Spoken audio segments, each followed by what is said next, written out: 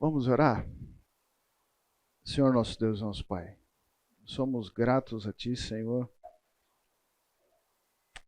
pela oportunidade que temos de vivermos em comunhão contigo, fruto da Tua graça, do Teu amor para conosco, Pai. Obrigado porque o Senhor é o agente transformador em nossas vidas, o agente cuidador, o agente soberano sobre as nossas vidas, ó Pai.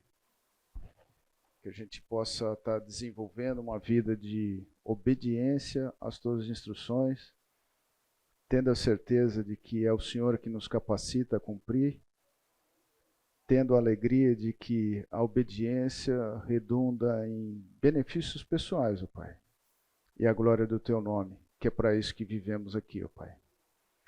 Senhor Deus, seja com a gente nesse tempo, que a Tua palavra possa estar sendo exposta, que o Senhor possa estar me usando como instrumento para a divulgação da Tua palavra, e que Teu Espírito possa estar dando-nos entendimento para a aplicação daquilo que a gente vai estar vendo, Pai.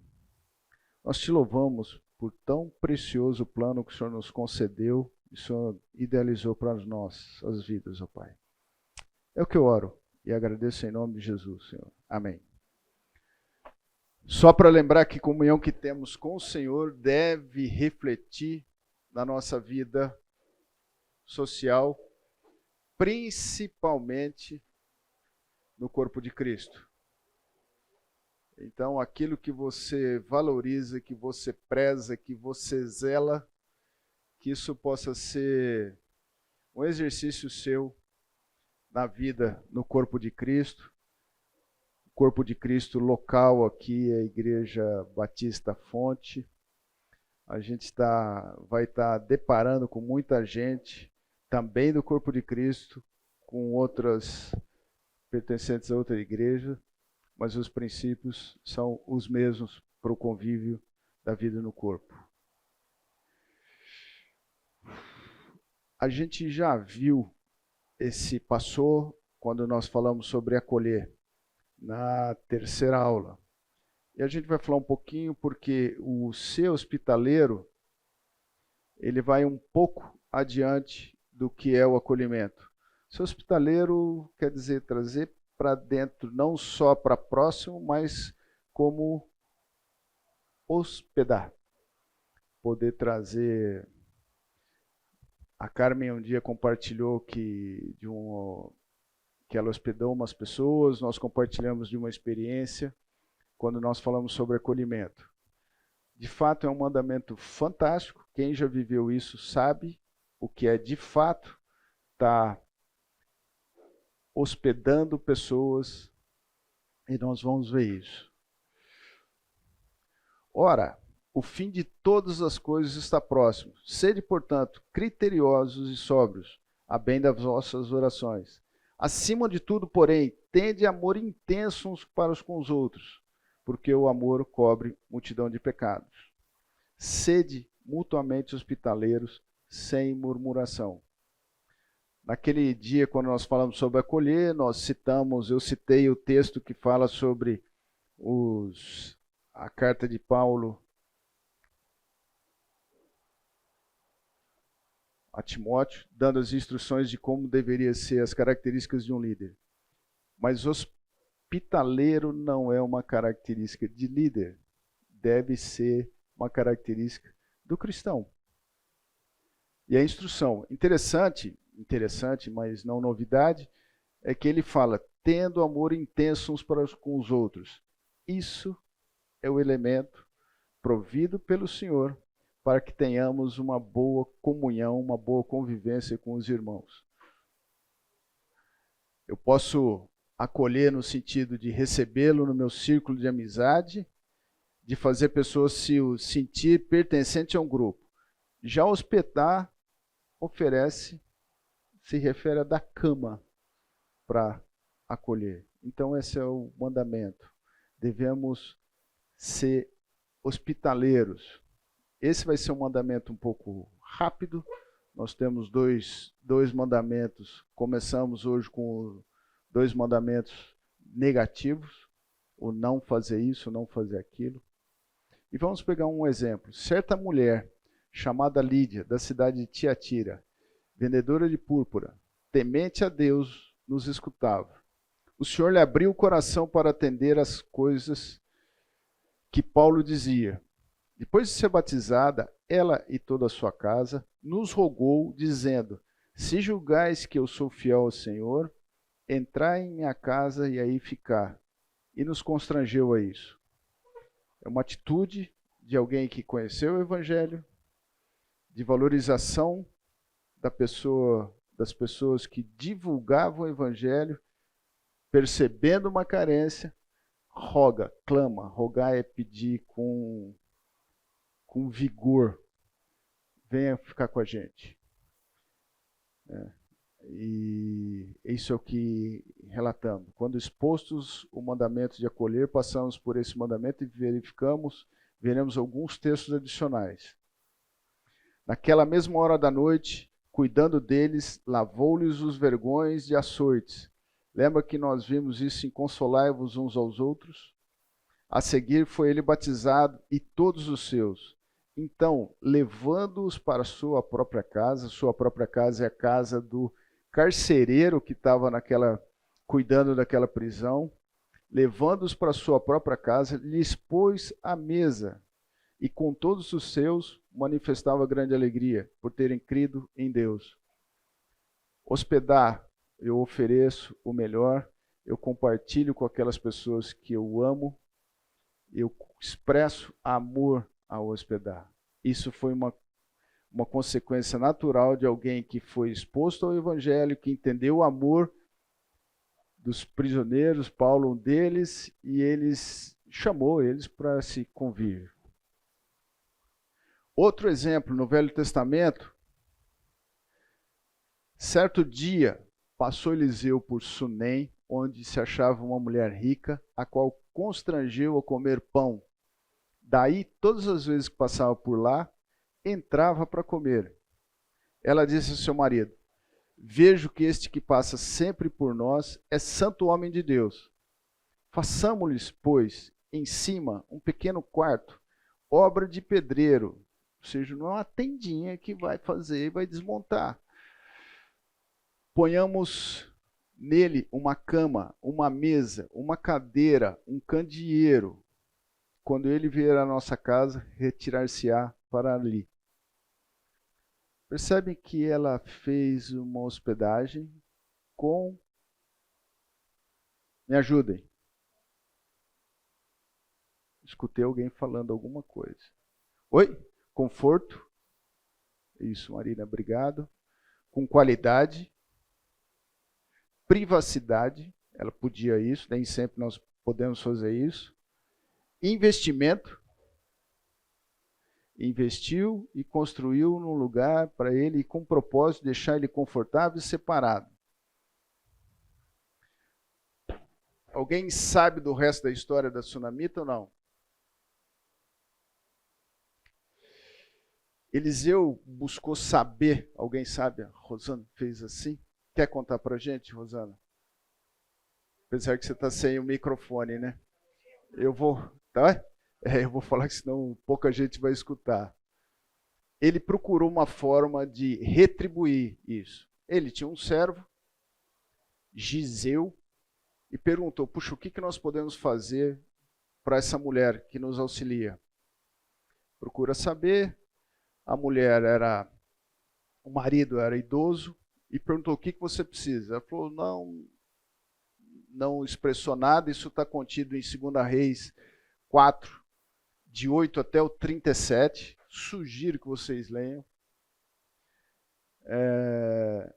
Falou: nada, eu não tenho filho, meu marido é velho. E Eliseu orou e prometeu para a mulher: daqui a 1 ano terá a sua família. A mulher teve, não sei exatamente a cronologia, se foi dentro do ano ou não, mas ela teve um filho. E esse filho morreu. Alguém ficou desesperado e foi procurar Eliseu. Eliseu deu algumas recomendações, porque falou assim: é uma perda, fez algumas recomendações, o menino não sobreviveu, mas Eliseu foi visitá-lo. E a Bíblia relata que ele deitou sobre o menino, a mão junto à palma da mão, o corpo sobre o corpo, e o corpo se aqueceu e o menino sobreviveu. O que é de se notar aqui? A mulher, quando tomou a decisão, sunamita, de hospedar um homem de Deus, ela não propôs a troca, ela não demonstrou ter interesse em ter algo de volta, mas o amor dela foi claro e ela teve um benefício não contado e não como moeda de troca, mas ela se beneficiou, ela provocou a pessoa com que ela assistiu uma atitude de amor, ao ponto de conceder um filho, ao ponto de ressuscitar o filho depois de morto. Então, tentando trazer um pouco para aqui aquilo que a gente vive hoje, Campinas, 2022, acolher pessoas, acolher servos, nós corremos o risco, para não dizer certamente, de sermos abençoados. A gente não sabe exatamente o que tem nisso. O fato é que Eliseu agiu em favor de sunamita, e quem já teve essa experiência, provavelmente, de hospedar alguém, poderia compartilhar, porque certamente isso, não com a característica de Eliseu, daquele momento onde ele ressuscitou alguém, mas por obra do Senhor isso é feito. O fato é, ela foi alvo do amor dessa pessoa que, pedindo a Deus, clamando a Deus, Deus foi o agente supridor para ela. E ela se beneficiou disso. Oi? Ela queria que fosse o Eliseu, né?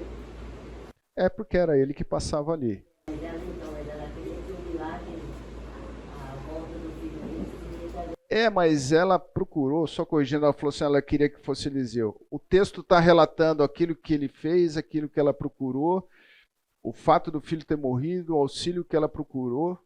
Ela atendeu a resposta de Eliseu, mas não resolveu, e Eliseu precisou de agir de maneira diferente até daquilo que ele havia dito. Leiam Reis, 1 Reis 8, que vai de 2 Reis, obrigado, 4, de 8 até 37. Essa história é feita. Como isso se aplica em nós? Não entenda como um mandamento somente para pessoas abastadas. O Senhor, nosso Deus, é quem supre. Se alguém tiver alguma experiência, levanta a mão que a gente dá o espaço de ter suprido, não com isso sobrando.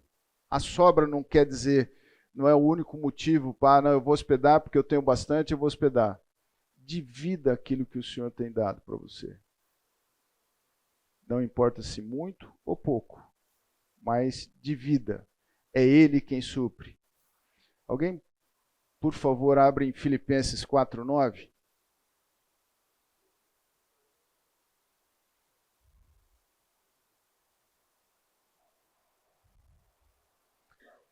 Um de cada vez.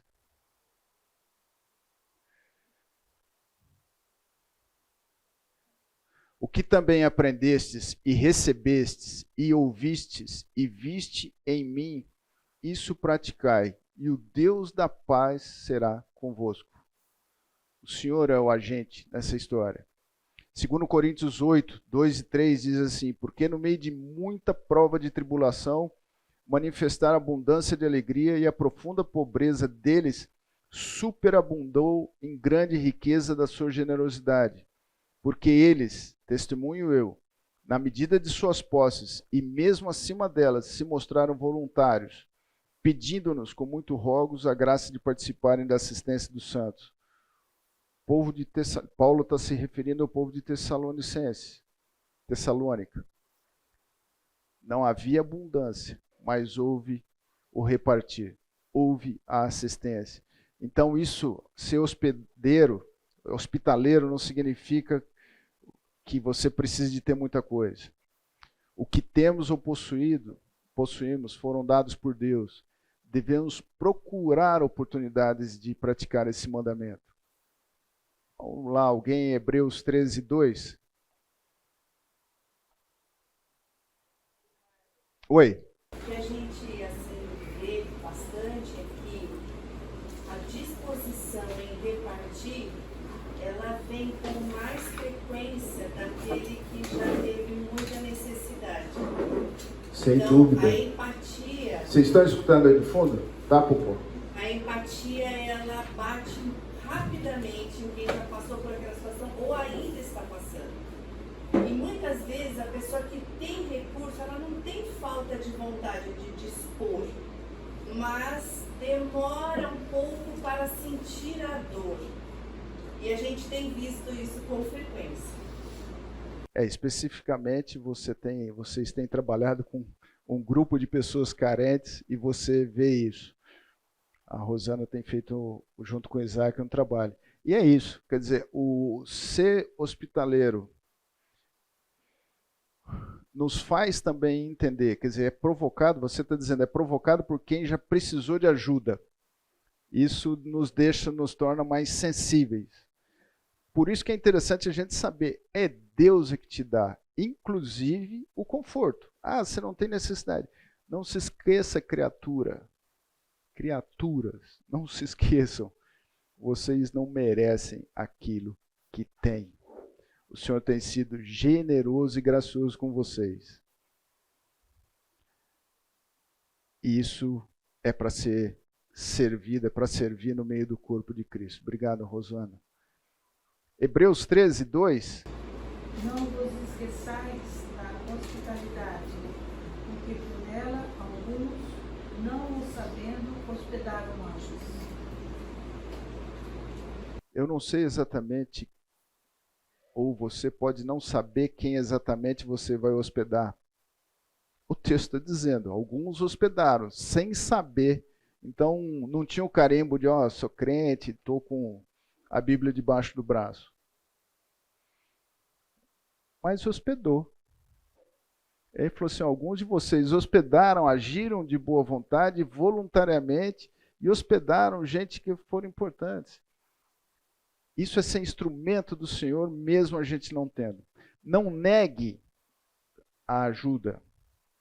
Mateus 25, 42, 43 e 45b.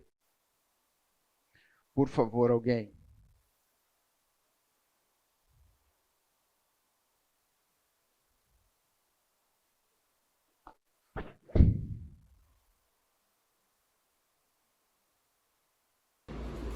Porque tive fome e não me destes de comer, tive sede e não me destes de beber, sendo forasteiro, não me hospedastes, estando nu, não me vestistes, achando-me enfermo e preso, não fostes ver-me. Ou seja, caramba, isso ele está falando para um pessoal que está falando assim, eu sou crente da Igreja Batista Fonte, eu vou entrar no reino do céu, né? Falou assim, criatura, vocês não tiveram comportamento compatível com aquilo. E falando especificamente sobre hospedar, sobre assistir. Tive necessidade e vocês não olharam para mim. Você viu falar do amor de Deus? Não. A instrução de não negue, ofereça o melhor como se fosse para Jesus. Nós não sabemos exatamente quem nós vamos estar hospedando. Ofereça o melhor, independente de quem quer que seja. Nosso papel é testemunhar do amor de Deus. Eu vou correr um pouquinho, porque o tempo urge. Oportunidade de praticar. Amigos ou missionários em visita à igreja precisam de hospedagem ou refeições. A igreja nossa recebe com uma certa frequência pessoas de fora. Você se dispôs já?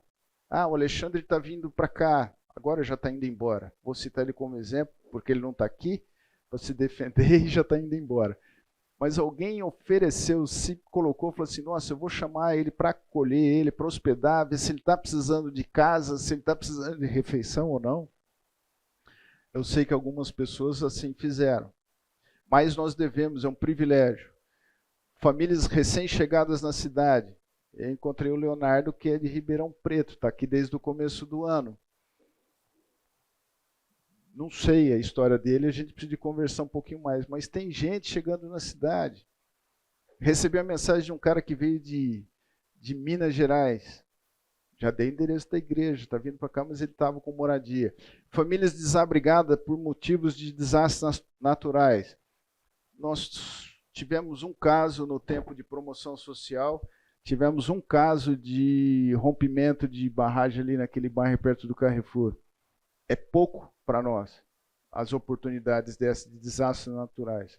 Mas nós podemos assistir quem está fora. Alex, em Santa Catarina, cuidou de algumas coisas quando teve problema lá. Não de hospedar gente, porque o cara está lá, mas talvez prover meios para isso.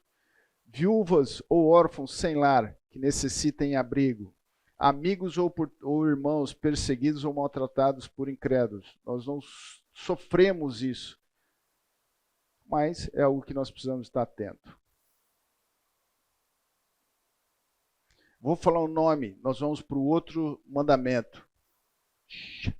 Vou falar os nomes, vamos ver se vocês adivinham.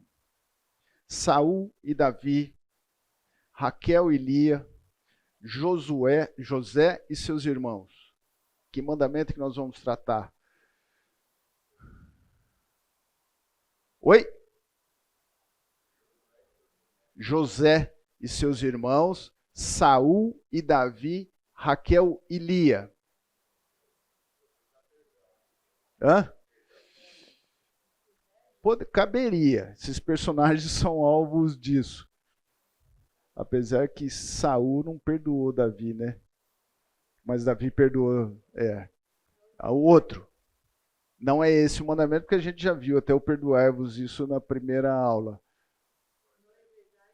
Oi? É isso aí. Bingo. Se tivesse o Elcio aqui, daria um dadinho para você. Mas é isso. Não invejai. O que provocou a reação dos irmãos de José foi a inveja. O que nós vimos, o que provocou algumas questões de Saul e Davi, foi a inveja. Ele se dava bem. Melhor, e era melhor reconhecido. Raquel e Lia, a mesma coisa.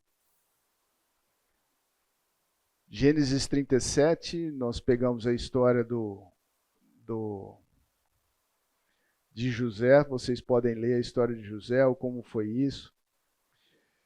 E o problema é que a inveja é um pecado silencioso em sua manifestação, por vezes, mas a consequência pode não ser silenciosa. Mas ainda que seja algo que pode não se perceber de imediato, ele é pecado. Vamos dar uma olhada em Gálatas. Se vivemos no Espírito, andemos também no Espírito. Não deixemos possuir de vanglória, provocando uns aos outros, tendo inveja uns dos outros. Na sequência dos frutos do Espírito. Definição: invejar o irmão é desejar para si mesmo a posição, habilidade, realizações ou possessões deles, sentindo ao mesmo tempo tristeza ou ressentimento por ser ele possuidor dessas coisas. Alguém já passou por isso? Ou alguém não passou por isso? Acho que é melhor, para não constranger ninguém, né? Vamos encher de vanglória aquele que falar que não passou por isso. Isso é consequência de não se conformar com o que Deus tem te concedido. A inveja é perversa no corpo de Cristo. Ela traz consequências sérias nos relacionamentos. Ela não reflete aquilo que o Senhor deseja, o Senhor não agiu assim. Espero que a gente veja alguns textos que nos apoiem para podermos buscar e trazer à memória, para que a gente esteja atento à nossa vida. Tiago 3, 13 a 16 diz assim: quem é sábio e tem entendimento entre vocês, que o demonstre por seu bom procedimento, mediante obras praticadas com a humildade que provém da sabedoria.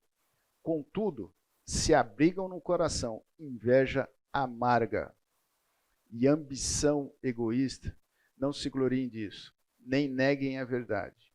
Esse tipo de sabedoria não vem dos céus, mas é terrena, não é espiritual, mas é demoníaco. Pois onde há inveja e ambição egoísta, aí há confusão e toda espécie de males. Se a gente pegar esses 3 casos que a gente citou de José, os irmãos, Davi e Saul, como foi a história que a Bíblia relata? A atitude, a disposição de invejar e de não querer o sucesso do outro trouxe consequências graves. É isso que ele está falando aqui em Tiago. Confusão e toda espécie de males. Dê a vocês leite e não alimento sólido, pois vocês não estavam em condição de recebê-los. De fato, vocês ainda não estão em condições porque ainda são carnais. Porque visto que há inveja e divisão entre vocês, não estão sendo carnais e agindo como mundanos?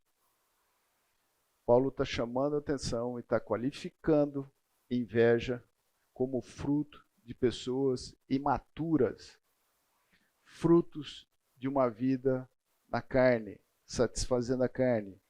Se a gente pegar a palavra inveja, tem textos que ela está como ciúme, mas é mais do que o ciúme. Porque o ciúme é o zelo por alguma coisa que você já tem. A inveja é você desejar, por isso tem relacionado à cobiça, algo que não tem. Além da decorrência de você ficar aborrecido porque o outro tem aquilo que você tem. Fruto de comportamento da carne, que Paulo fala. Em Atos nós vimos outros exemplos. Levantando-se ele, porém, o sumo sacerdote e todos que estavam com ele, isto é, a seita dos saduceus, tomaram-se de inveja, prenderam os apóstolos e os recolheram à prisão pública. A inveja trazendo consequências claras para o Evangelho. Eu vou falar no contexto da igreja evangélica. Será que eu já tive inveja de alguém por pertencer a outra igreja? Como eu reagi com essa inveja? Não se cabe, não se pode nominar isso no meio dos irmãos. Porque o pastor ali fala bem, o cara frequenta ali. Não é. Nesse caso relatado em Atos, os apóstolos foram presos por inveja do sumo sacerdote. A inveja levou Cristo à crucificação. E Pilatos lhe respondeu dizendo: quereis que eu vos solte o rei dos judeus? Pois ele bem percebia que por inveja os principais sacerdotes lhe haviam entregado. Isso aconteceria, porque foi Deus que planejou. Mas deixa claro que a inveja do homem, eu vim para os que eram meus e esses não me receberam. O Senhor sabia disso, Jesus sabia disso. Eles fomentaram, pediram que soltasse Barrabás por inveja, porque o Senhor tinha proeminência, isso, no seu comportamento. Era reconhecido, era visto, fazia coisas importantes. Vamos ler Marcos 15, 9 a 10? Não, esse é o texto que está aí. Mateus 27, 18 também fala sobre isso. Nós devemos seguir o exemplo de Jesus. Filipenses 2, 6 e 7. Alguém pode ler para mim, por favor? Embora sendo Deus, não considerou que ser igual a Deus fosse algo a que devesse se apegar. Em vez disso, esvaziou-se a si mesmo, assumiu a posição de escravo e nasceu como ser humano, quando veio em forma humana. O que nós vemos? Jesus acolhendo o papel que ele tinha, que o Senhor, o Pai, tinha lhe proposto, mesmo tendo poder, ele abriu mão. Então ele não se importava, ele se importava que entenda, ele não reagia contrário à condição que Deus havia proposto. Eu devo atuar assim na minha vida. Ainda que, puxa vida, eu não tenho a moto que eu queria, eu não tenho o carro que eu queria, eu não tenho o emprego que eu queria, eu não tenho a forma de dar aula que eu gostaria de dar. Cara, se contenta com aquilo que Deus tem te dado. João 4:34.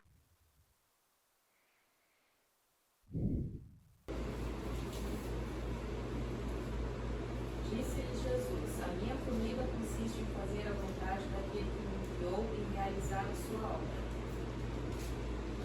Jesus tinha claro que o papel dele era realizar a obra daquele que o enviou. Ele expressa confiança no Pai. Quando eu reajo de maneira, ou eu nutro esse sentimento de inveja, eu não estou confiando na capacidade que o Senhor tem de cuidar da minha vida. É pecado. É pecado na sua origem.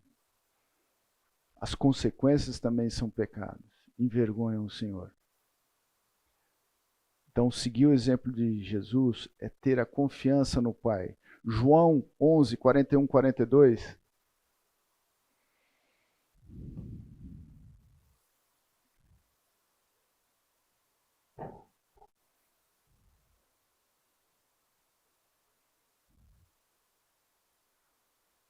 Então tiraram a pedra. Jesus olhou para cima e disse: Pai, eu te agradeço porque me ouviste. Eu sei que sempre me ouves, mas disse isso por causa do povo que está aqui, para que creia que tu me enviaste. Jesus, levantando os olhos para o céu, disse: Pai, graças te dou, porque me ouviste. Aliás, eu sabia que sempre me ouve, mas assim falei por causa da multidão presente, para que creiam que tu me enviaste. A atitude do Senhor, não importa as circunstâncias, era uma atitude de gratidão a Deus. Eu devo ter confiança em Deus, eu devo ter uma atitude de submissão a Deus, não ter aquela postura, eu sou filho do rei e eu vou enfrentar qualquer um. Jesus não pensou dessa forma. Então, nutrimos uma condição de aceitar as condições que o Deus deu, confiar no nosso Deus e agradecer ao nosso Deus. A igreja disponibiliza, se alguém tem dúvida se é invejoso ou não, a igreja, no site da igreja tem um guia de confissão, procura lá, inveja, que ali tem alguns exercícios, algumas ferramentas para você fazer uma reflexão e para identificar se você tem ou não traços de inveja. Você é pecador. Como a inveja pode impactar na comunhão entre irmãos aqui na igreja? Comportamentos decorrentes de um sentimento desagradável frente ao sucesso e prosperidade de outro. E até decidir não servir. Alguém já passou por isso? Eu não vou dar aula, porque eu não consigo ser comparado com Dante, com Wagner Palmieri. Esses caras são muito bons. Juscelino. Esses caras ensinam muito bem. Rosana. Está balançando a cabecinha, mas é assim. Puxa, eu não tenho as características dessas pessoas. Então eu vou me recuar ou eu vou me dispor nas mãos do Senhor, que é quem capacita todos esses nomes que eu citei. É o que quem dá instrução e poder para estarem fazendo com qualidade. Eu não vou em promoção social porque eu não tenho essa disposição. Para com isso. Não fique invejando quem atende porque tem o sentimento. É Deus quem capacita. E esse tipo de comportamento fomenta facção. É isso que a gente vai. Fomenta divisão no corpo de Cristo. A inveja. Oi? Acaba sendo uma desculpa para não servir, né? É uma razão para não servir, tá certo? Então a inveja. Achando detalhes, eu não me dou bem aqui, isso aqui não é a minha área, não sei o quê. Não existe nenhum ministério que a pessoa se ache apta a participar. E aí ela acha desculpas para não estar inserida no corpo nesse quesito. E o corpo perde. Então falar assim, poxa, eu não tenho, porque se eu for ensinar, eu tenho que ser muito bom. Eu quero ser reconhecido, eu quero sair, passar aqui, todo mundo, amém, Jesus, e fazer isso. Não é esse o propósito de quem serve ao Senhor. Então, se esse instrumento, pode ser que eu não tenha habilidade, pode ser que eu não tenha recursos, e eu decido servir em outra área.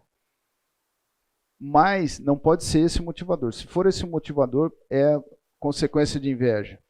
Inclinação para falar mais de erros e falhas do que da capacidade e pontos positivos daqueles que são mais talentosos e benquistos. Você já teve esse sentimento ou já viu alguém falando assim, nossa, Pó é bonzinho, mas também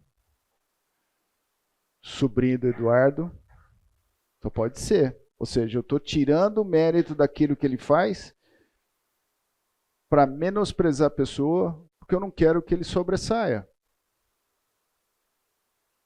Mentalidade sectária, intolerante, mesquinhez na preferência do seu pequeno círculo. Mentalidade sectária é aquela que rompe. Eu não vou, o pessoal se dá bem com o Juscelino, eu vou dar um jeito de desmontar isso. Isso é fruto de inveja. Então eu vou falar com o Isaac. O Isaac não gosta do Juscelino, porque ele tem uma mania, é corintiano, putz, não vai com isso. Quer dizer, não é por aí, a inveja desse relacionamento me faz eu falar mal da pessoa e faz ter rompimento no funcionamento do corpo de Cristo. Não é doce a inveja. Frieza e desamor diante dos que possuem opiniões e modos diferentes. Retrair-se numa atitude de quem sabe sozinho ou sabe melhor, quando seria necessário testemunho em conjunto. Por vezes eu não me exponho, eu posso não me expor a uma discussão séria por inveja, porque eu sei que quem está falando conhece muito bem. Então eu me retraio. E a retração, a gente, para quem já leu um pouquinho sobre comunicação não verbal, posso não falar nada. A minha postura de retrair, fruto de um sentimento de inveja, contamina, divide o corpo. E tira a alegria, pessoal. Quem tem inveja não é alguém naturalmente alegre, porque ele não está contente com aquilo que Deus tem provido. E lidar com gente de bode é chato pra caramba. Para a gente falar no corpo de Cristo, lidar com alguém mal-humorado ou triste é muito chato. O que nós devemos fazer? E já libero vocês para o café. Despojando, portanto, de toda a maldade, dolo, hipocrisia, inveja, de toda sorte de maledicência. Despojar-se é remover, tira do caminho sentimentos de inveja.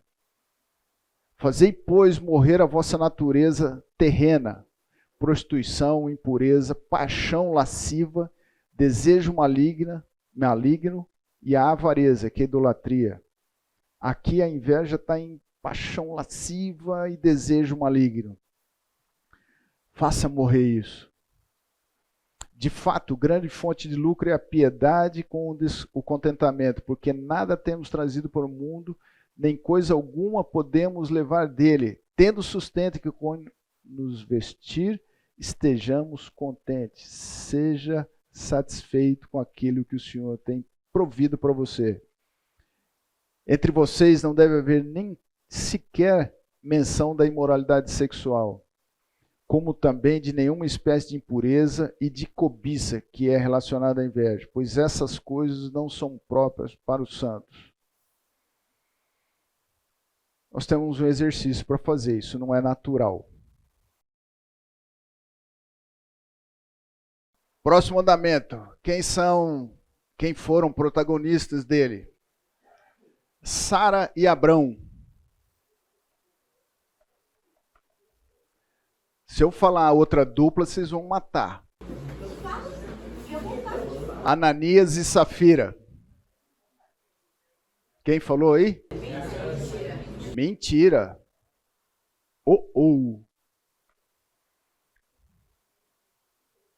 Não mentir é o mandamento.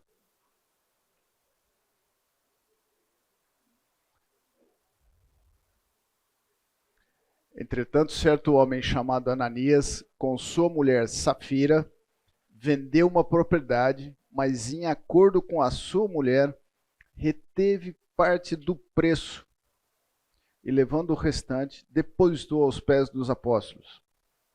Então disse Pedro: Ananias, por que encheu Satanás o teu coração para que mentisse ao Espírito Santo, reservando parte do valor do campo? Conservando-o, porém, não seria teu, e vendido não estaria em seu poder? Como, pois, assentaste no coração estes desígnios? Não mentiste aos homens, mas mentiste a Deus. Ouvindo essas palavras, Ananias caiu e expirou. Já pensou? Se acontecesse isso hoje, Estaria ninguém, né? E a gente fica pensando, por que será que o Senhor colocou esse exemplo? E aconteceu o mesmo com a mulher. A mulher não estava ali na hora, os caras pegaram o corpo, levaram para sepultar. Entrou Safira. Você viu o que aconteceu com seu marido? Não, ela faz a mesma coisa, castigo ao mesmo. Mentira séria.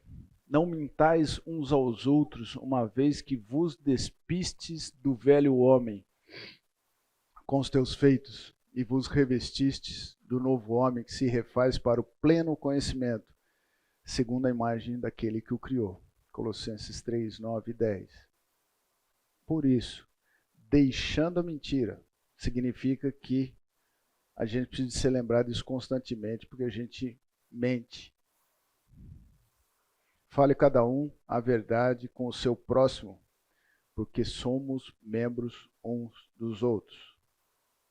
Se já escutou mentira de um irmão aqui da Igreja Fonte, não precisa dizer o nome, nem quero, porque não é o propósito disso.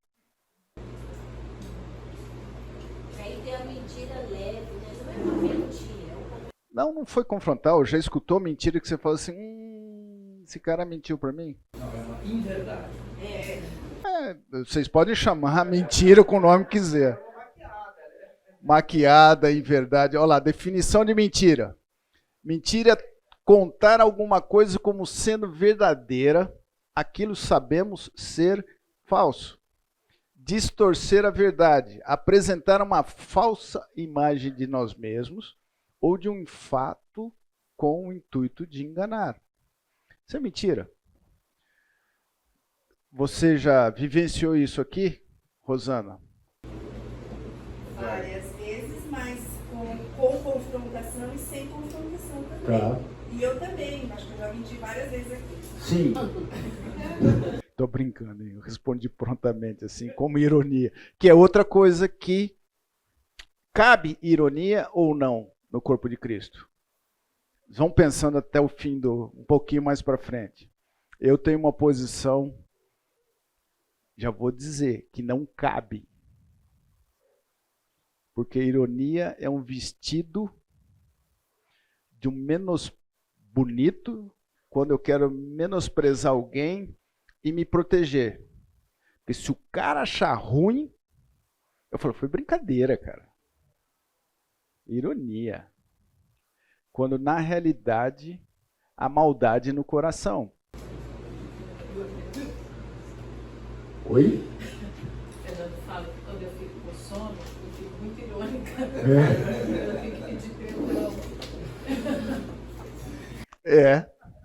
Porque de fato, a gente, quando exerce essas questões da mentira branca, da ironia, tem um texto, é que a Luciane não está aqui, que ela ia falar de novo, Eduardo. Um texto que como me pega no fígado, deixa eu mudar, como me confronta esse texto. A gente vai passar por ele já já, e aí identifico com vocês. Mas é isso, a mentira, ela vem às vezes de maneira clara, eu vou te pagar e não te pago, eu gosto de você e não gosto, ou eu te perdoo, mas não perdoo, tá aí. Eu fico bem, mas é uma mentira. Caramba, já pensou que Deus sabe, conhece que você não perdoou? Uau! O perdoar dá trabalho, mas eu vou depender, eu vou recorrer ao Senhor. Tenho dificuldade de algumas circunstâncias de perdoar, mas gostaria de desafiá-los, para desafiar o Senhor. Senhor, eu quero perdoar a Dona Neiva, minha sogra. Eu estou falando porque vou ter com ela daqui, ela precisa ir comigo, precisa de boazinha daqui para casa. Eu tenho que perdoar a Dona Neiva por alguma coisa que ela fez. O Senhor capacita. Eu já vivi, não com ela especificamente, mas eu já vivi com ofensas, onde eu pude experimentar. É impressionante a capacidade do Senhor agir na nossa vida quando a gente se dispõe na mão dele. Então eu não quero mentir, eu vou tratar com ele. Falar que eu furei um compromisso que eu assumi, eu posso dar uma N desculpas. Ou melhor, eu posso dizer várias mentiras, quando na realidade não é isso. Então as citações bíblicas estão aí em Atos 5, 2 até 9. Em Provérbios nós vimos que 6 coisas o Senhor aborrece, e a 7ª a sua alma abomina. A 6ª do texto é a testemunha falsa que profere mentiras. Isso aborrece ao Senhor. Sansão e Dalila. Sansão mentiu para Dalila algumas vezes. Isso está relatado em Juízes 16. Depois vocês olham lá. Eu não queria carregar muito de texto, mas a orientação, o texto está aí. Em Levítico 6, 2 e 3. Alguém pode ler? Juscelino, lê para mim, gente. Consegue ler? Desculpa, Juscelino, eu peguei porque fala de lei, tá? 6, 2 e 3. Se alguém quiser ler, fica à vontade. Eu não... Quando alguma pessoa pecar, isso. Quando alguma pessoa pecar e transgredir contra o Senhor e negar ao seu próximo que se lhe deu em guarda, ou que depôs na sua mão, ou roubo, ou que retém violentamente ao seu próximo, ou que achou o perdido e o negar com falso juramento, ou fizer alguma outra coisa de todas em que o homem costuma pecar, será, pois, que porquanto pecou e ficou culpada, restituirá o roubo que roubou, ou o retido que retém violentamente, ou o depósito que lhe foi dado em guarda, ou o perdido que achou? Ou tudo aquilo sobre que jurou falsamente. A lei já previa responsabilidades para quem mente. Prevê até hoje. Certo? Certo, Juscelino? Se eu disser em frente ao juiz, por que nós, cristãos, sabendo que nós estamos diante do Senhor 100% do tempo, nós negamos essa prática, negamos essa instrução e mentimos?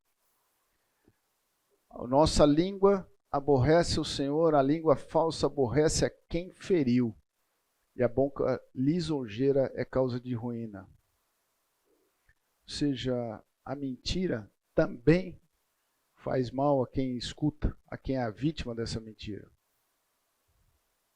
Seja no caso de falso julgamento, de falso depoimento. Lábios mentirosos são abomináveis ao Senhor, mas os que agem fielmente são o seu prazer.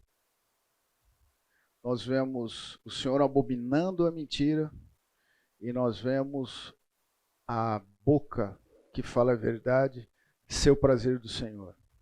O que você quer fazer com aquilo que você considera e com aquilo que você pensa diante do Senhor? O autor de Hebreus relata sobre a promessa feita por Deus a Abraão e relata como cumpriu. Destaca ser Deus verdadeiro. Esse é o contexto que a gente vê em Hebreus 6,18. Para que, mediante duas coisas imutáveis, nas quais é impossível que Deus minta, forte alento tenhamos nós, que já corremos para o refúgio, a fim de lançar mão da esperança proposta. Nós lidamos com um Deus que é verdadeiro. A história, nós temos o privilégio de constatar isso pela história, pelas Escrituras. Isso deve nos dar esperança. Nós nos calcamos nessa esperança. Por que nós vamos agir com o próximo de maneira diferente? Deus é verdadeiro. Em João 3,35, João Batista fala sobre Jesus e seus discípulos a um judeu que suscitaram uma discussão sobre Jesus. Quem, todavia, lhe aceita o testemunho por sua vez, certifica que Deus é verdadeiro. Pois o enviado de Deus, Jesus, fala as palavras dele. Porque Deus não dá o Espírito por medida. O Pai ama o Filho e todas as coisas têm confiado às suas mãos. O fato de que a história comprova que Deus é Deus verdadeiro. A gente tem esse privilégio. O que nós temos feito com essa realidade? E em contrapartida, vós sois do diabo, que é vosso pai, e quereis satisfazer-lhes os desejos. Ele foi homicida desde o princípio e jamais se firmou na verdade, porque nele não há verdade. Quando ele profere mentira, fala do que lhe é próprio, porque é mentiroso e pai da mentira. Além de a gente estar revendo que a gente deve falar a verdade para glorificar Deus, considere que você falando uma mentira branca, leve, eu vou pegar porque você levantou a bola, mas não é por nenhum propósito, uma ironia, nós estamos fazendo o papel que o diabo gostaria. É terrível isso, não é fácil essa luta. Algumas coisas gritam, mas essa é a realidade. Essa é a realidade. A mentira é incompatível com o cristão e com o corpo de Cristo. Não devemos ter um excelente relacionamento, para imitar o relacionamento que o Senhor prescreveu. Devemos lidar com verdade. Isso a gente deve calibrar a nossa vaidade, para que a gente não seja levado a mentir para defender a nossa vaidade. É tudo. Esses mandamentos de mutualidade são intimamente ligados a uma vida cristã com o Senhor, pautada no amor. Os tipos de mentira, ironias, algumas brincadeiras. Alguém lê para mim Provérbios 26, 18 e 19?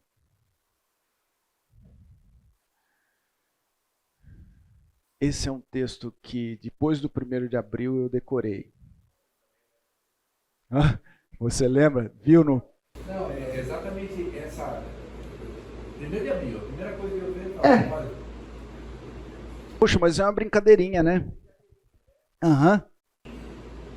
Como louco, e atira brasas e flechas mortais, assim o homem que engana o seu próximo e diz, eu estava só brincando. Eu vou fazer uma pergunta. Alguém já não fez isso? Levanta a mão e me fala, me ensina, porque é terrível, é sutil isso. Oi. É interessante lembrar que o termo ironia na filosofia tem conotação diferente do comum. Ironia, Sócrates, né? Eram os questionamentos que se faziam para se chegar à verdade. Não tem essa conotação que nós temos no jargão comum. Então, só lembrar isso, porque muitas vezes a gente lê essa palavra e se o texto for filosófico, o entendimento é totalmente diferente. Não, ok, acho que cabe, ainda que filosófico ou não, eu entendi e não estou contrapondo. Não, e é importante isso, mas a gente consegue identificar com um pouquinho de reflexão se a minha ironia é verdadeira ou é filosófica, é mentira ou filosófica. Claro, só foi a lembrança, não tem nem... Não, mas é importante, porque... Não tem nem forma de se confundir, não. Só foi para lembrar. Não, mas é importante. Deixar de cumprir promessas feitas a Deus ou ao próximo. Juscelino, eu queria marcar com você para você passar na empresa, ou eu vou passar no teu escritório na terça-feira à tarde. Eu não cumpro. O Edilson é meu irmão, eu ligo para ele na segunda-feira e digo que não dá para ir. Espera aí. A minha palavra vai ser vazia ou não? Eu estou falando isso, era uma prática minha, de assumir compromissos com irresponsabilidade. Isso é irresponsabilidade, isso é mentira. Oi.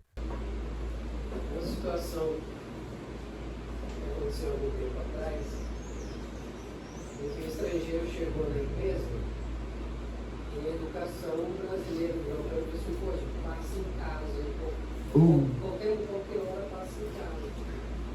E o cara apareceu qualquer hora na casa do outro.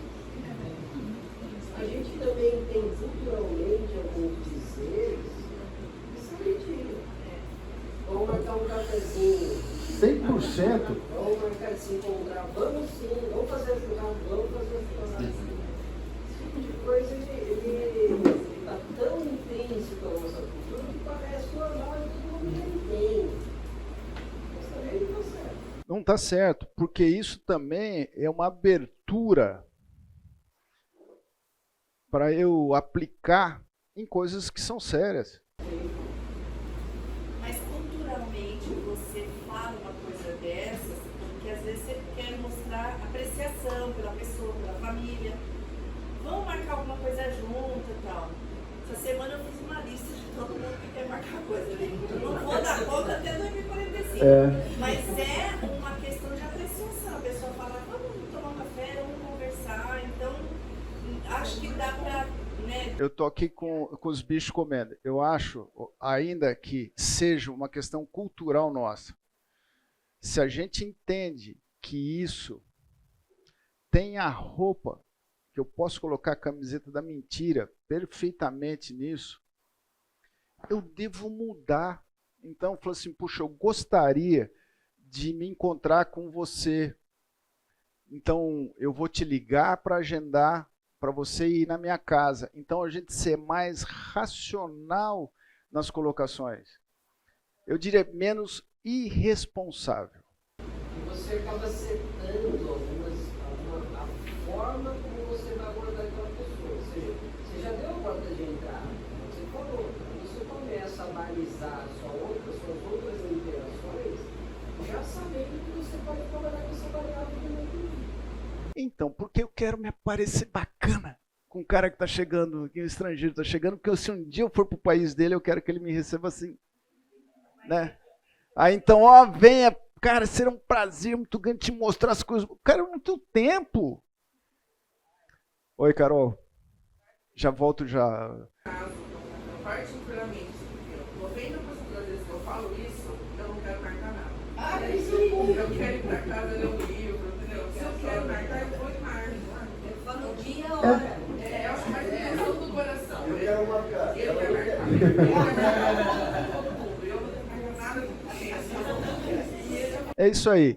Vamos entender que essa é uma forma politicamente aceita, mas é pecado. Fala, Alex. Vou falar algo ainda relacionado à mentira implícita que o Rafael mencionou. Eu não sei se foram só vocês, mas eu já, aliás, foi só eu, vocês também pensaram nisso. Estava lendo algo outro dia sobre o fato de você começar a ensinar um bebê, quando você vai ter nada da comida, a criança não quer comer, você está dizendo que tem um aviãozinho para ele abrir a boca e então já é algo cultural, você está usando uma pequena mentira para tentar se favorecer. Então, eu vou fazer uma pergunta aqui para o grupo. Vocês acham que a gente deve mudar esse comportamento ou não? E quem der a resposta já me dá o texto bíblico para apoiar. No aviãozinho? O aviãozinho. No aviãozinho tá muito bem. Se a gente quiser, eu queria assim que alguém me desse a resposta de puxa vida, isso é cultural e a gente tem que aceitar isso. Me dá a base bíblica, compartilha a base bíblica para a gente fazer isso. Mas, Eduardo, Oi, Bem. Jesus usou muitas metáforas para falar do reino das pessoas. Então, assim, é como se fosse, e não sei o que, agora é a mesma coisa, é como se fosse um aviãozinho. Eu acho que é ilustrativo. Olha, eu deixo com vocês a responsabilidade de avaliar aquilo que é e aquilo que está se alimentando. Com certeza a gente tem que ser suficiente para saber a mentira. Uma mentira pesada ou não, né? Então vamos lá, gente. Edu, só um ponto aí. Oi. Uma vez uma pessoa me falou isso, me marcou bastante. A mentira não é a sua intenção. É como o outro vai entender e perceber a informação. Mas isso é novo, né? Você joga no outro agora. Espera um pouquinho. Você pode mentir ou você pode, mas pode de uma forma que a pessoa também vai entender de uma forma diferente do que é. Então, também é mentira. Isso, legal. Fala seu nome, Tiago. Obrigado, Tiago. Às vezes as pessoas correm o risco de, por exemplo, você vai dormir na casa de um amigo e aí por algum motivo, barulho, pernilongo, calor, você não dorme bem. E aí no café da manhã a pessoa pergunta, e aí, dormiu bem? Nossa, maravilhoso. Porque ela tem aquela preocupação, ou aquele entendimento, eu não quero ferir, não quero magoar o meu amigo. E não tem nada demais para falar, cara, não dormi bem, foi difícil. Então assim, quer ou não, é uma mentira. Mas as pessoas deixam passar porque não está fazendo mal, mas está. No seu relacionamento com Deus está. É isso aí. Bingo. O meu relacionamento com o Senhor, que traz consequências para o próximo, a sociedade que eu estou... Eu devo arrumar um jeito de dizer. Eu devo dizer, olha, muito obrigado pelo acolhimento, cara, mas eu sofri com muito pernilongo. Não tem mal nisso se o relacionamento seu com a pessoa for imerso num ambiente de amor. Gente, a gente faz isso e deve fazer isso com a esposa. Se eu amo a minha esposa, eu tenho que dizer também para ela a verdade. Tá tudo bem? Não tá tudo bem. Oi? A Luciane não tá aqui, né? Vocês viram que eu falei.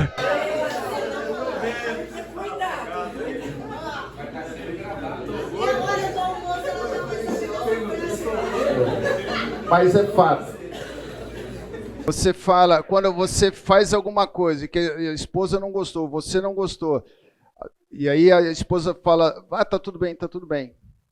É uma mentira. Você vai sustentar um relacionamento baseado numa mentira.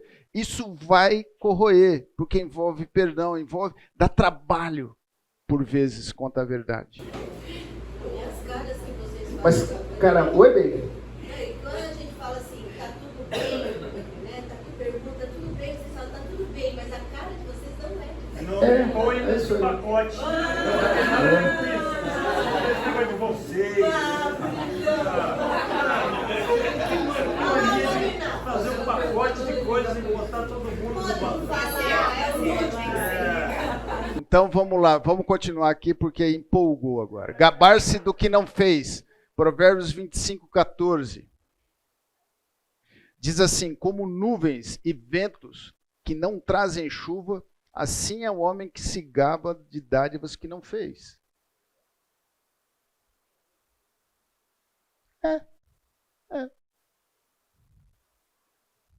Tipos de mentira: minimizar o seu pecado ou do próximo. Cara, eu chamei o cara para ir em casa. É cultural. Não é mentira. É complicado. É desafiador. Mas que gostoso a gente ter a certeza de que o Senhor é o provedor de todos os recursos para a gente enfrentar esses desafios. Você não, eu não. Deixar de cumprir promessas feitas ao próximo ou a Deus. Cara, se você vai fazer um voto e não cumprir, não faça. Você quer ver uma mentirinha gospel? Estou orando por você, Edna. Como dói dizer, ô Edna, quando eu lembro de você, eu oro.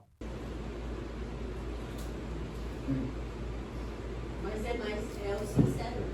É o sincero, é o que eu estou falando, a mentirinha gospel, que a gente bota a Bíblia debaixo do braço e fala, estou orando por você, irmão. Não estou orando, não fala. Ou ore, marca um papel, cria um dispositivo para você estar orando de fato, se você entende que você quer participar dessa provisão do Senhor na vida do irmão. Enfeitar ou exagerar a verdade. Provérbios 30, 5 e 6. Quem lê para mim, por favor?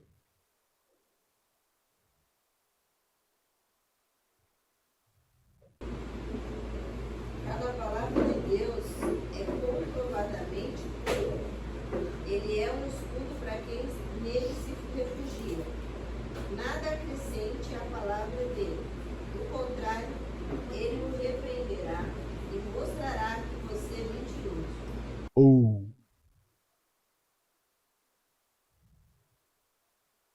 A palavra de Deus é nosso escudo, deve ser o seu escudo. Não inventa, não exagera. Aí as mentirinhas que a gente já falou. Acima de tudo, porém, meus irmãos, não jureis nem pelo céu, nem pela terra, nem por qualquer outro voto. Antes seja o vosso sim, sim, e o vosso não, não, para não cairdes em juízo. É sério. Seja o seu passo em casa, o passo em casa. Seja o seu eu estou orando. Seja o seu foi bom te ver. Foi bom te ver. para não cairdes em juízo. Pronto. Eu devo repensar aquilo que eu vou falar. Por isso, deixando a mentira, fale cada um a verdade com o seu próximo, porque somos membros uns dos outros, vivemos em comunhão. Aquele que diz, eu o conheço, e não guarda os seus mandamentos, é mentiroso. Nele não está a verdade. A gente tem o privilégio, e eu falo, nós aqui na igreja, a gente como corpo de Cristo, a gente tem a disponibilidade de ter as Escrituras para a gente conhecer a vontade de Deus. A gente não cumprir, a gente se faz mentiroso. Ok, gente, vamos para o último. Tentar correr. Finalmente, irmãos, tudo que é respeitável, tudo que é justo, tudo que é puro, tudo que é amável, tudo que é de boa fama, se alguma virtude há, se algum louvor existe, seja isso que ocupe vosso pensamento. Certo, dona Neiva? Eu falo isso muito para ela. Quando a gente está, às vezes... porque esse texto vem logo depois de fazer conhecido do Senhor o Filipenses 4:6, né? Os seus clamores. Ele está falando, ocupe a sua mente com aquilo que há louvor. E louvor foi algo que desde do Velho Testamento a gente vê o instrumento, o louvor, os salmos e hinos como instrumentos de... Na outra tela vai mostrar, eu não vou falar. Não vos embriagueis com vinho, no qual há dissolução, mas enchei-vos do Espírito, falando entre vós com salmos, entoando e louvando de coração ao Senhor, com hinos e cânticos espirituais, dando sempre graças a Deus por tudo, a nosso Deus e Pai, em nome do Senhor Jesus Cristo. Habite ricamente em vós a palavra de Cristo. Instruí-vos e aconselhai-vos mutuamente com toda sabedoria, louvando a Deus com salmos e hinos e cânticos espirituais, com gratidão em vosso coração. Cantar, escutar. Eu sei que tem gente, eu não tenho tanta habilidade de cantar, mas eu vou partilhar o meu tempo no carro com hinos que me levem a louvar e glorificar, que trazem à memória, são letras musicadas, que trazem à memória aquilo que o Senhor fez. Essa foi a razão por que foram gerados muitos cânticos em salmos. Davi fez acho que mais de uma centena. A gente vê Moisés escrevendo cânticos para o povo quando estava em fuga, porque servia para confortar, para exortar, para louvar e advertir o povo através dos cantos. Eu devo pautar os assuntos das minhas conversas com algo que glorifica a Deus, com algo que engrandeça ao Senhor, com contextos de instrução, porque isso é importante. A união para expressar louvor e adoração de Deus por meio de músicas. As letras são essas, os salmos são estas, são para esse propósito, refletem os ideais da piedade religiosa e da comunhão com Deus. Isso é uma definição de um dicionário sobre os salmos.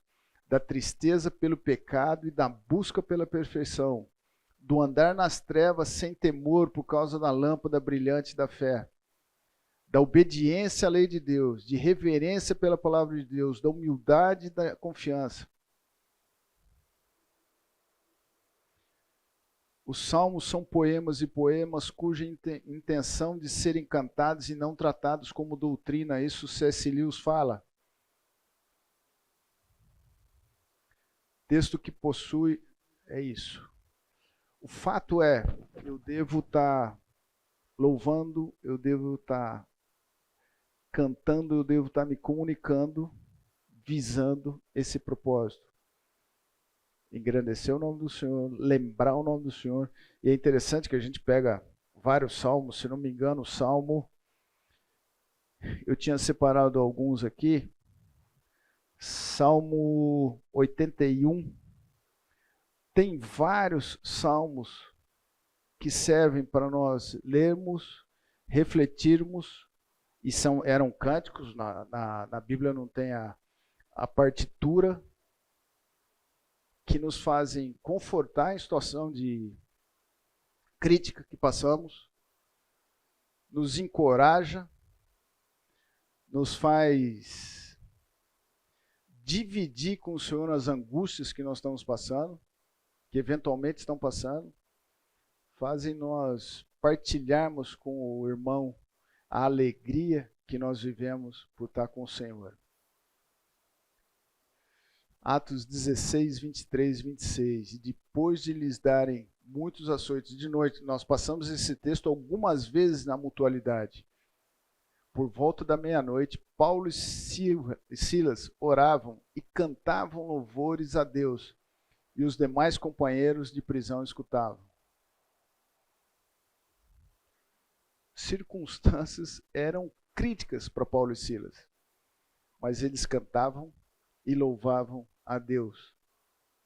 Isso impactou. De repente sobreveio tamanho terremoto que sacudiu os alicerces da prisão, abriram-se todas as portas e soltaram-se as cadeias de todos. E foi oportunidade para Paulo e Silas testemunharem de Cristo, do Senhor, para o carcereiro e a sua família. Um cântico para edificação. Assim também, pois, visto que desejais dons espirituais, procurai progredir para a edificação da igreja. Que fareis, pois? Orarei com o espírito, mas também orarei com a mente. Cantarei com o espírito, mas também cantarei com a mente. E se tu bendizeres apenas em espírito, como dirá um indulto, o amém, depois da tua ação de graças? Visto que não entendes o que dizes, porque tu, de fato, dás bem as graças, mas o outro não é edificado. Aqui o que quer dizer cantarei com a mente? Canta com conhecimento. A palavra é exatamente isso. Ou seja, eu vou expressar, eu vou cantar com racionalidade para que o outro que esteja do lado, ouvindo, ele possa andar junto com esse louvor e glória ao Senhor. Cantar para edificar, cantar como louvor e adoração.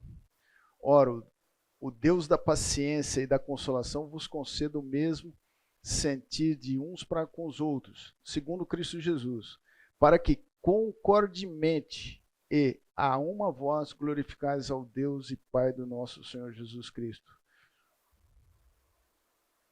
Bom é render graças ao Senhor e cantar louvores ao teu nome, ó Altíssimo, anunciar de manhã a tua misericórdia e durante as noites a tua fidelidade, com instrumentos de 10 cordas, com saltério e com a solenidade da harpa. Salmos estão repletos de mensagem assim. A gente vivencia isso, nós temos o privilégio de ter uma direção de louvor muito alinhada com os princípios bíblicos. A gente sabe o que é isso. O que é louvar em comunidade, o que é concordemente a uma voz glorificar Deus e Pai.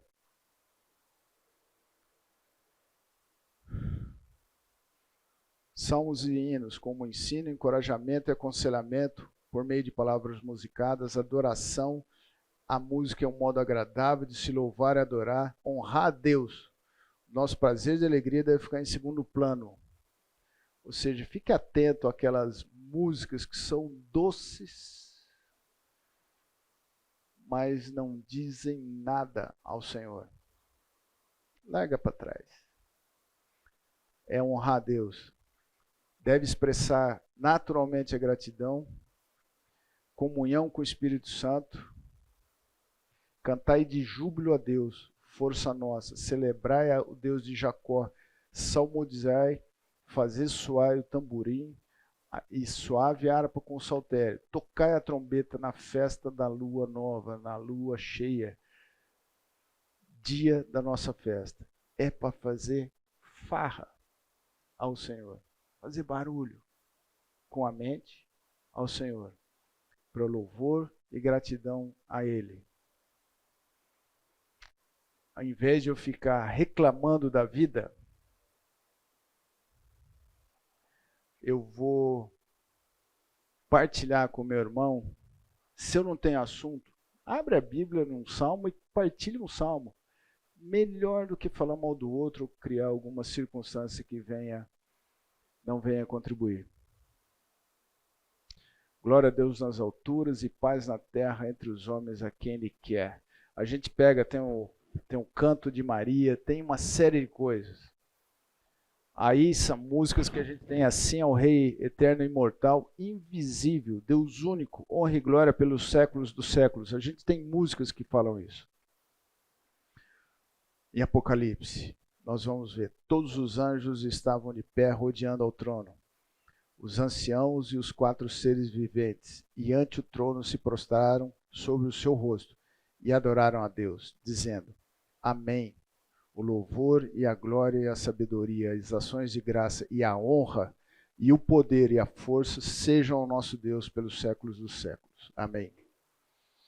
Queridos, deixo o desafio com vocês de alinharem o conceito sobre mentira, ficar atento às mentiras e à inveja. Compartilhe motivos de louvor e gratidão a Deus com seu irmão. Vamos orar? Juscelino, você agradece a Deus por esse tempo, por favor?